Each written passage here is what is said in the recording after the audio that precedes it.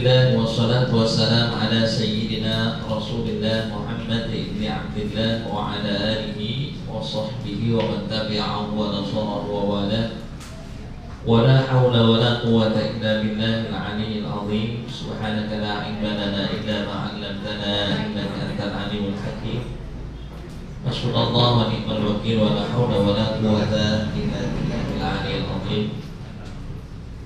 Yang saya hormati segenap jajaran direksi, staf dan karyawan RA Tour and Travel Alhamdulillah kami, khusus pada Bapak Maulana yang hadir dan rekan-rekan sekalian, terima Allah Subhanahu wa taala. Alhamdulillah pagi yang penuh berkah ini kita dapat kembali berkumpul di tempat yang penuh berkah ini. Mudah-mudahan kajian yang kita laksanakan secara rutin di pagi hari, khususnya di Sayyidina Ayam ini, menjadi salah satu amalan yang kelak akan menemani kita di dalam kubur kita dan kelak akan menjadikan catatan yang terbaik di sisi Allah Subhanahu wa taala. Amin ya rabbal alamin. Rekan-rekan sekalian yang dirahmati Allah Subhanahu wa taala, pagi hari ini kita masih mengkaji dari kitab Riyadhus Shalihin. Saya tidak tahu apa udah pernah saya bahas atau belum, yaitunya pagi hari kita akan berbicara tentang zuhud. Zuhud ini sangat penting ya, di dalam kehidupan kita, yang artinya zuhud ini sebagian orang mengartikan tidak cinta kepada dunia. Tidak cinta kepada dunia, tapi bukan berarti kita tidak boleh jadi orang kaya. Zuhud ini berarti kita memiliki dunia dan tidak dimiliki oleh dunia. Sebagaimana salah satu pendapat atau perkataan ulama mengatakan begini: "Anta memiliki dunia dan dunia tamlikuka." Kita memiliki dunia, bukan kita dimiliki oleh. Kita bisa kontrol dunia, bukan kita kontrol dunia. Anta memiliki dunia, dan dunia tamlikuka. Kita bisa menguasai dunia itu, bukan kita dikuasai oleh dunia. Itu inti zuhud. Ada sebuah kisah menarik ya, di mana ada salah seorang tokoh sufi yang kehidupannya tentunya kalau kita bayangkan seorang sufi itu pasti hidupnya susah gitu ya, kalau dalam pandangan kita ya. Jadi dia nggak mau naik kendaraan, nggak mau pakai pakaian yang bagus-bagus, hidupnya sangat sederhana. Makanya disebut sufi itu kan pakaiannya dari wall, jadi pakaiannya cukup sederhana ya. Dikisahkan sufi ini hidupnya, kerjaan tiap harinya dia jualan ikan. Jualan ikan. Yang menarik ketika dia jualan ikan, biasanya kalau kita melihat rekan-rekan sekalian, biasanya dijual apa oleh tukang ikan itu? Ikan utuh atau hanya sebagian dari ikan itu?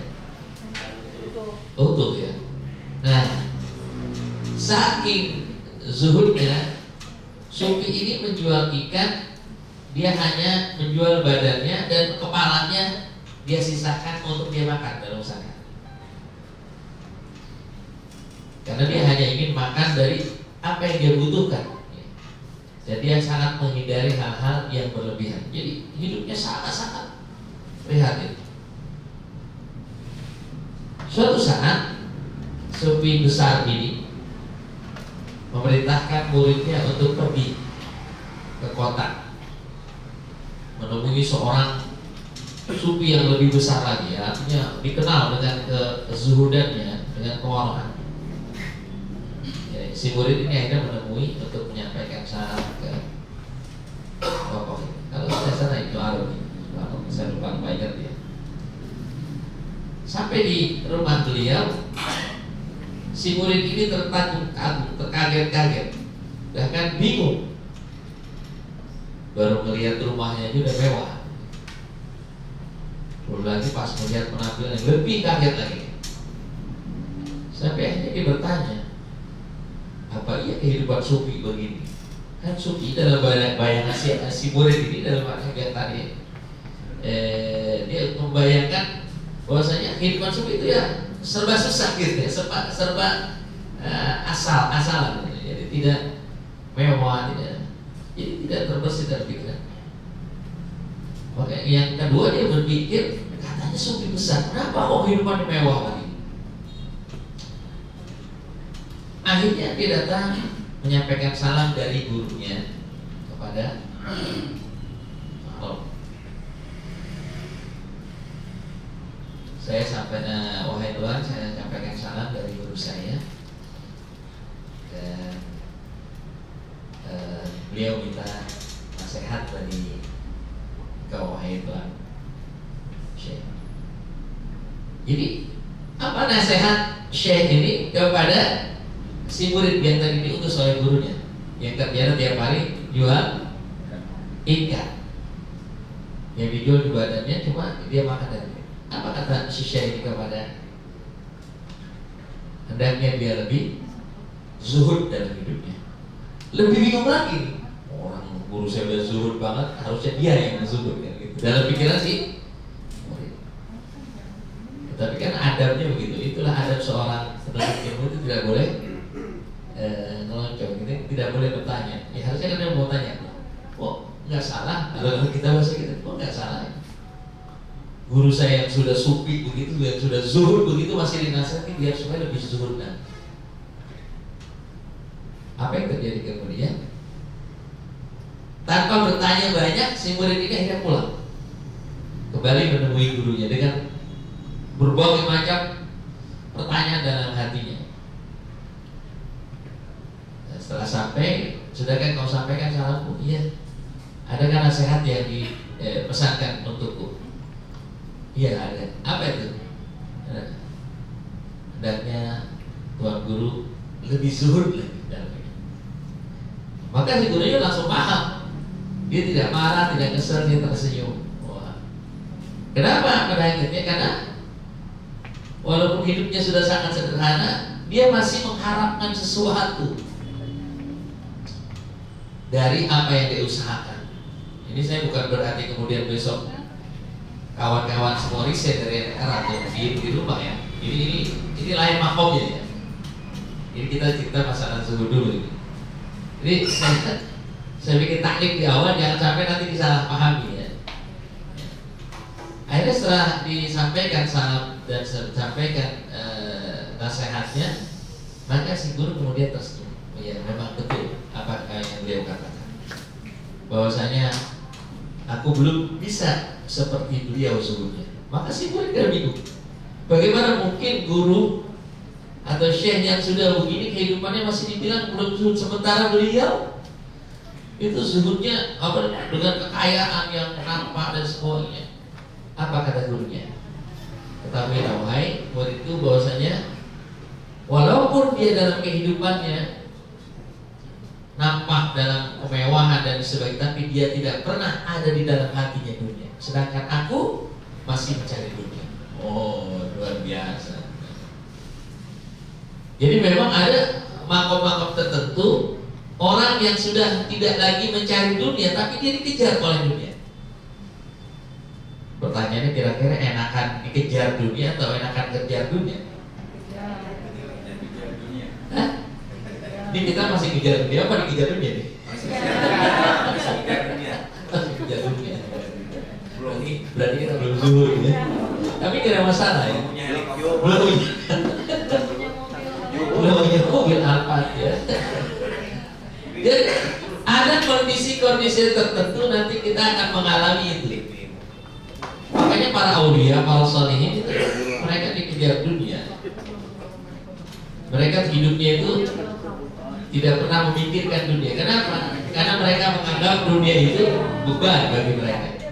Itu lagi-lagi jangan kita menyamakan makom kita dengan mereka. Nanti apa yang kita ambil aja nanti setelahnya. Jadi intinya adalah dimanapun kita berada, jangan sampai dunia itu menjadi beban buat kita. Nah, terus kita kerja ngapain? Biar kerja aja. Sesuai dengan Moto NRA kan apa? Bekerja dengan ikhlas, kemudian profesional dan amanah. Ulang tahun ke-23. Bekerja dengan ikhlas,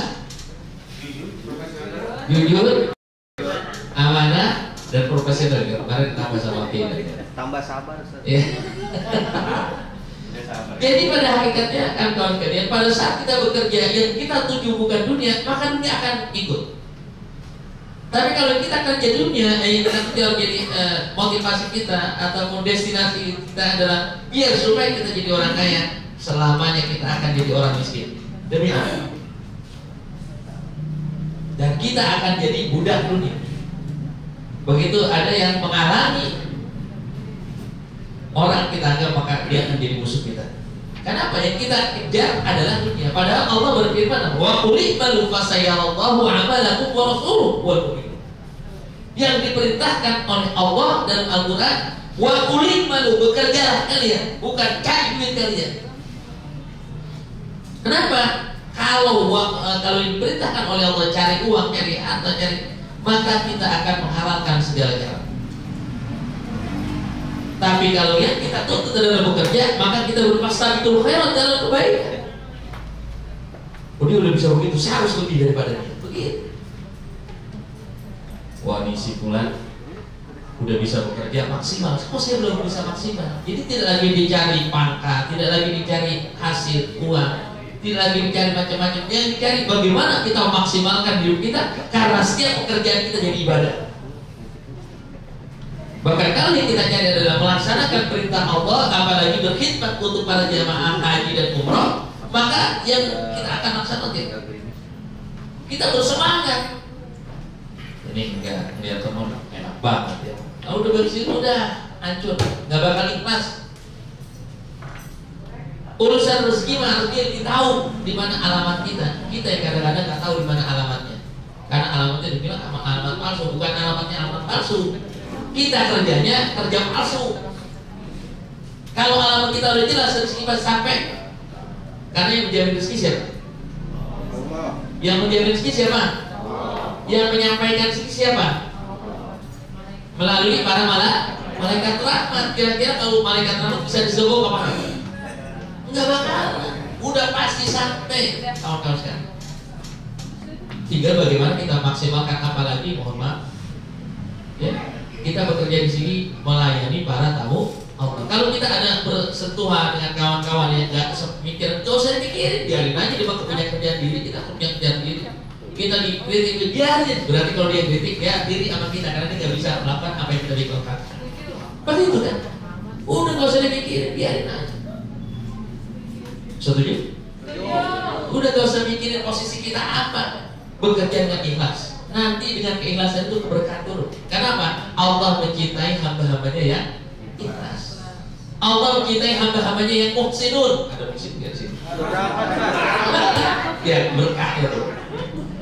Itu kalau orang berkah begitu dia nggak perlu punya mikir. Pokoknya dia kerja terus persen nanti. Ya. Habis Simon namanya. Namanya muhsinun ya. Luar biasa. Jadi kalau orang-orang yang ini kupingnya dia ada nih, deg-degan. Masih tidur, Pak. Ya. Jadi orang-orang kalau yang mukhlis, dia nggak pernah ada beban, nanti tulus, itu bekerja enak dan nggak banyak penyakit. Orang banyak penyakit karena mikirin orang lain dulu. Coba deh, mikirin pikiran, oh dia mau kemana tuh?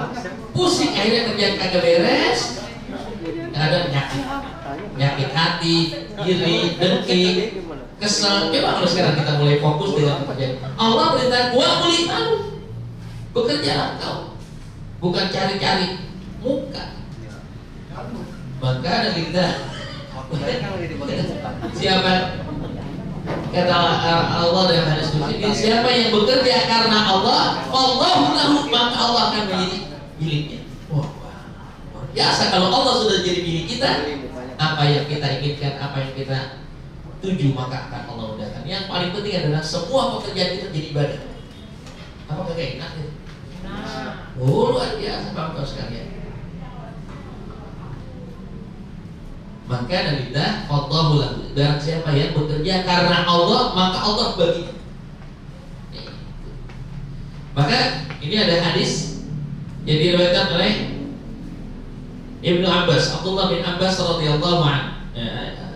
Ibnu Abbas, Ibnu Abbas, Abi Abbas.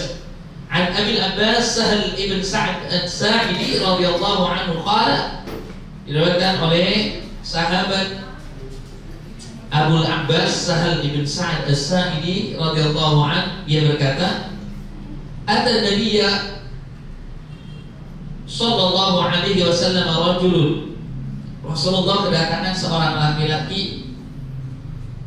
Qala faqala, dan dia bertanya, "Ya Rasulullah, wahai Rasulullah, dullani ala amalin, tunjukkan kepadaku, kasih tahu aku satu amalan, idza amiltuhu ahabbani Allah wa ahabbani nas."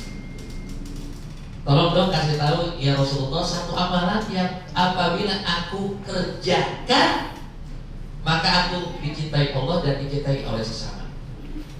Dicintai oleh Allah dan dicintai oleh sesama. Apa kata Rasulullah SAW? Faqala Rasulullah sallallahu alaihi wasallam, Rasulullah menjawab, izhad fid dunya yuhibbuka Allah, wazhad fima indan nas yuhibbukan nas. Zuhudlah kalian terhadap dunia, maka Allah akan mencintaimu. Dan zuhudlah terhadap apa yang orang punya, niscaya manusia akan mencintaimu. Bahasa sederhananya, zuhud itu enggak kemaruk ataupun tidak. Kalau bahasa Betawi apa sih? Kalau orang punya dia pengen punya, namanya orang punya dia pengen punya, bukan gitu ya? Minta dong apa dulu? Cerita. Apa? Celamitan. Jangan kemaruk, jangan celamitan. Kira-kira kalau punya teman celamit kita seneng nggak? Apa yang kita punya? Minta dong, tapi dia nggak pernah ngasih nih. Sekalian nawarin nggak mau kan? Mau kan? Nawarin nggak mau kan? Bukan nawarin itu namanya. Pengen-pengenin gitu.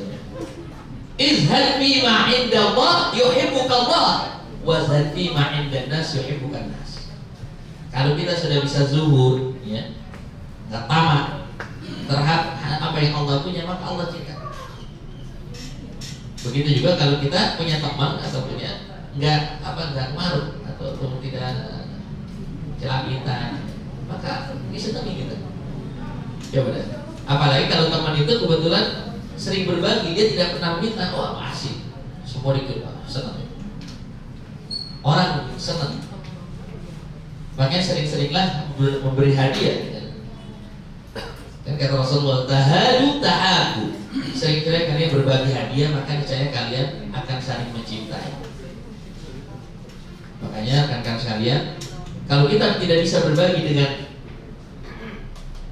sesuatu, dengan harta, dengan bentuk apapun, pada sering berbagi dengan tenaga, pikiran. Sini saya bantuin, sini saya tenaga kira-kira. Kita punya pekerjaan nih, ada teman tiba-tiba saya bantuin. Kira-kira senang nggak gitu orang? Pasti disenangi. Pasti disenangi. Makanya Allah pun begitu. Kalau ada hamba Allah yang rajin, ya, pasti Allah senang. Dalam kehidupan pesantren, saya biasanya lihat banyak santri itu model-model. Ada yang santri modelnya rajin, ada yang guru disuruh dulu, ada yang udah disuruh juga masih malas-malasan. Makanya bagi para santri yang begitu disuruh langsung ataupun kita kerja dia langsung sergap, itu maka ada punya posisi khusus dalam hati kita. Kita aja kalau punya anak, ada yang udah punya anak banyak belum? Ada yang punya anak banyak kan ini? Berapa banyak? Jadi kan anak itu macam-macam tuh ya. Bapaknya sama, mamanya sama, tapi kan pasti sifatnya beda-beda kan? Ada yang rajin, ada yang malas, ada yang pinter, ada yang kurang kan gitu. Padahal bapaknya sama, emaknya sama. Oh bisa berbeda. Waktu hamilnya dia dulu bagaimana itu. Makanya ada anak yang pemurung, ada anak yang ceria. Kenapa pemurung? Karena waktu hamilnya itu lagi susah itu ekonominya, atau lagi banyak masalah dengan orang sekitar. Tapi anak-anak yang bahagia, karena memang saat itu lagi girang, lagi dapat banyak bonus ya. Maka bapaknya ceria. Padahal bapaknya sama, emaknya sama. Ya, jadi maka begitu juga kalau kita di dalam hidup ini zuhud, artinya tidak tamak terhadap apa yang orang punya, tidak tamak kepada apa, maka kita akan dicintai. Itu di hadapan manusia, apalagi di hadapan Allah Subhanahu wa taala. Maka nikmati saja. Nikmati hidup, innal hamda wa nikmata la yaghfir. Ya, semuanya Allah yang ngasih, udah jalanin aja hidup ini. Jangan terlalu ngoyo. Yang bikin kita hidup susah itu karena ngoyo, karena sifat tamak. Pengen semuanya dikuasai, akhirnya jadi berat hidup itu. Gara-gara banyak pikiran, akhirnya lari kemana? Ke tubuh. Ya. Pikiran banyak, pikirin orang, pikirin ini, akhirnya pusing dia, pusing diri, lari kemana? Ke tubuh. Jadi makan terlambat, malas makan. Akhirnya apa yang terjadi? Timbullah penyakit. Kan sebab penyakit itu sebenarnya bukan karena salah makan, ya, salah mikir, betul. Jadi orang banyak penyakit itu bukan karena sebab dia banyak makan, tapi banyak mikir. Ya, makanya jangan salah mikir. Berpikirlah terus yang positif.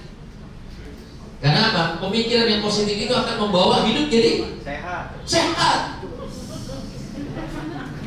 Gak saya begini, ada orang mau bagaimana kayak yang penting saya berbuat yang terbaik, begitu.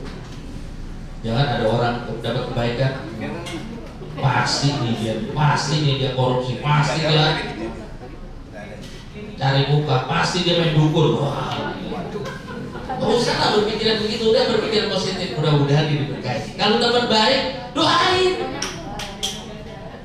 Kalau teman dapat kebaikan, doain mudah-mudahan dia berkah. Begitu, bukan malah dibenci, dijauhin. Paling udah nggak usah. Iya. Ya, akhirnya jadi paling kita itu. Paling jadi orang kita. Jadi paling susah. Ya udah, dalam hidup ini santai. Saya Pak Ustaz, enak banget mobil udah baru lagi. Ini sama Pak Ustaz. Kita Ustaz banyak hidupnya beda ya. Kalau aku kan cuma di kantor, kalau Ustaz kan banyak keluar, banyak doain jadi. Banyak nggak usah. Banyak kebaikan. Jadi rekan-rekan jangan nggak usah kita terlalu mikirin orang lain. Kalaupun kita memikirkan, pikirkan orang lain. Kalau dia dalam kesusahan, kalau dia dalam kebahagiaan, doain. Sering dengar mendoakan orang lain. Kalau kita sering mendoakan orang lain, maka kita akan dapat banyak ya. Doa dari mana? Dari para malaikat. Ketika kita mendoakan yang baik, maka para malaikat mendoakan kita. Ya Allah, mudah-mudahan saudara saya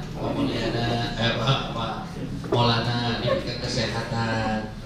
Walaka kadalik kata malaikat. Ya Allah, mudah-mudahan Pak Jul diberikan kekuatan. Walaka kadalik. Ya Allah. Terus maka kalau kita sering berdoa, maka akan Allah berikan terus dan Allah tambahkan terus.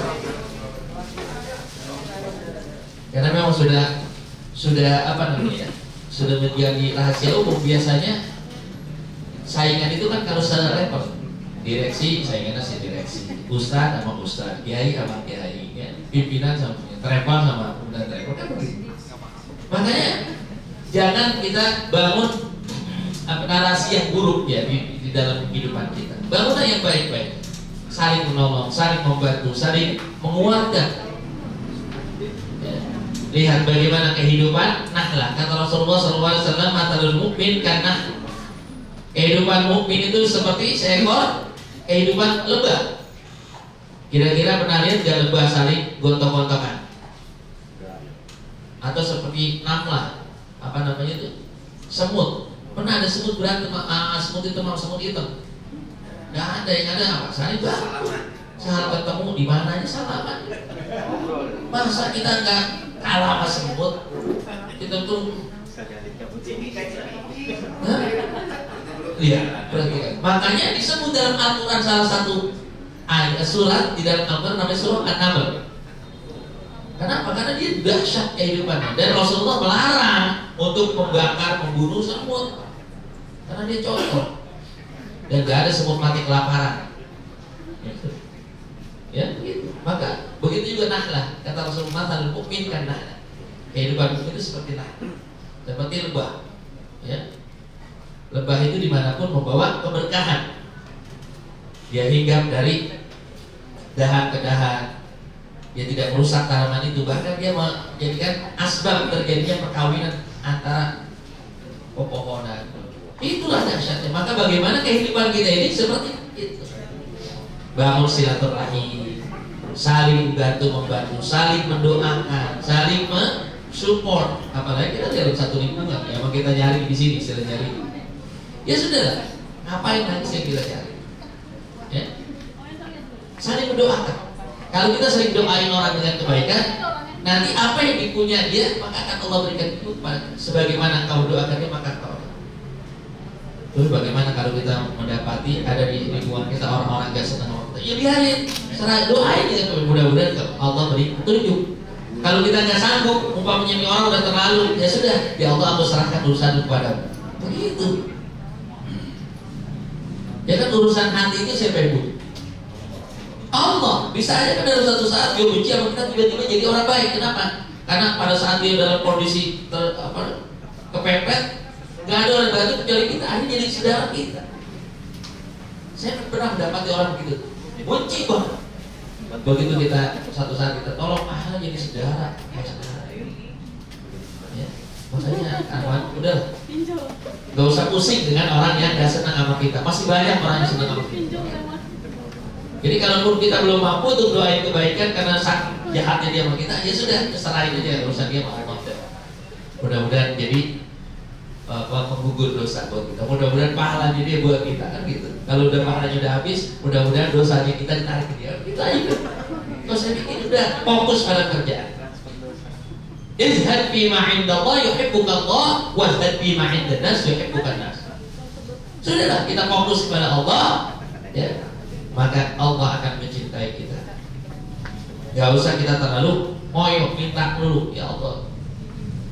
Dan kalau minta kepada Allah, jangan terlalu detail. Pernah dikisahkan ada seorang sufi, dia minta, ya Allah, mudah-mudahan aku bisa makan dengan tanpa usaha apa-apa. Karena waktu usaha susah betul. Udah sufi tapi usahanya sulit dunianya. Ya Allah, mudah-mudahan satu saat aku bisa makan tanpa harus jaga apa-apa. Akhirnya satu saat dia difitnah dan masuk penjara. Dan makanya di penjara gak perlu kerja apa-apa. Loh kok jadi begini? Lah bukan kau minta begitu tadinya. Oh iya. Makanya minta, ya kalau minta rezeki jangan terlalu akhirnya tadi kasih gitu malah bingung. Ya Allah, pengen punya usaha cuma kipas-kipas doang, tapi dapat duit. Akhirnya Allah nyari kerjaan, kasih apa? Jadi tukang, jadi tukang sate. Ya Allah, mudah-mudahan uncang-uncangnya diam cuma diam doang di rumah, cuma uncang-uncangnya dapat duit. Kasih sama Allah gitu. Makanya hati-hati jangan bicara. Mintalah kepada Allah yang biasa saja. Ya Allah, maka doa yang paling bagus kita baca itu apa? Rabbana atina fid dunya hasanah wa fil akhirati hasanah wa qina adzabannar. Izhab bima indaka minallah. Ya kalaupun kita pengen mobil, datang aja ke dalam mobil, gak usah susah-susah. Ngapain datang ke dalam mobil? Minta brosurnya. Dan terus ngapain? Ya tanya aja berapa harganya. Pegang. Allahumma sholli ala Muhammad wa ala alihi. Kalaupun nggak sampai, benar-benar sampai ke akhirat nanti. Jadi jangan dibikin hidup itu susah. Jangan dibikin hidup itu susah. Kalau masih bisa dipermudah, ngapain dipersusah? Walaupun memang ada orang model hidupnya kayak Mr. Bean, ya, Mr. Bean itu kalau masih bersulit, apa dipermudah lagi? Dan ternyata orang-orang Indonesia, ya, di pemerintahan di mana-mana sekarang itu udah lebih tertarik gaya hidup seperti Mister Bean. Jadi kalau masih dipersusah ngapain dia paling? Padahal Rasulullah SAW mengatakan, yasiru wala tu'asiru, mudahkan urusan dalam hidup itu. Wala tu'asiru, jangan nyari yang sulit. Jangan nyari-nyari yang sulit. Kan kebiasaan orang-orang Yahudi gitu. Nabi Musa bilang perintah Allah memerintahkan innallaha ya'murukum an tadhbahu baqarah. Allah memerintahkan kalian wahai Bani Israil untuk menyembelih seekor kerbau, bakar, sapi. Apa yang mereka katakan? Kalau ada takhiduna huzwa, ada aja Musa. Masa Allah nyuruh perintahin segala-gala motong sapi lah. Emang gak ada kerjaan lain. Nabi aja lawan. Kan dia yang bersulit. Kalau memang begitu, qala maka qalu ulana rabbaka yubayyin lana ma hiya. Kalau memang benar ini perintah Allah, coba buktikan apa kriteria sapi. Qala innahu yaqulu innaha baqaratun la faridu wa la bikrun awan baina dzalik fa'alu ma tu'mar. Ya, gak terlalu tua, gak terlalu muda, udah kerjain. Jangan banyak tanya, jangan banyak cincong, kata Nabi. Oh, gak bisa. Oke, nanti kita cari yang model begitu. Tapi sekarang permasalahan apa warnanya? Qalu lana rabbaka yubayyin lana ma launuha. Qala innahu yaqulu innaha baqaratun safra'u faqi'un launuha tasurrun nadhirin. Wah, luar biasa. Inilah orang-orang Yahudi yang suka mempersulit walaupun akhirnya qalu anita bil haqq fadabahu wa ma kanu yaf'alun. Hampir saja mereka nggak bisa. Maka begitu juga dalam hidup kita, jangan seperti orang Yahudi. Gak usah terlalu, kalau seandainya ada perintah, laksanakan dengan sebisa yang kita kerjakan. Jangan terlalu mempersulit diri kita. Kenapa? Kalau kita mempersulit, nanti Allah persulit. Ya. Kalau Allah Subhanahu wa Ta'ala sudah tidak senang sama hambanya, nanti hidup kita bakal sulit. Maka oleh sebab itu, rekan-rekan sekalian, dari sekarang kita bangun nih. Hidup kita ini jangan dipersulit, permudah. Bagaimana cara bisa? Ya jangan kita mikir yang lain-lain, pikirin apa yang kita punya. Izhad bima indanas. Jangan kita terlalu kepo dengan urusan orang lain. Izhad itu pun bisa berarti juga gitu. Zuhud itu artinya apa? Enggak kepo dengan urusan orang. Udah, urusin aja urusan kita. Kerjaan kita masih banyak, urusin kerjaan orang. Nah itu aja. Kira-kira orang senang nggak kalau kerjaan dipikirin sama orang lain? Agak. Saya punya pekerjaan ini, dia aja belum selesai, makanya ngurusin kita. Pasti orang kita nggak senang.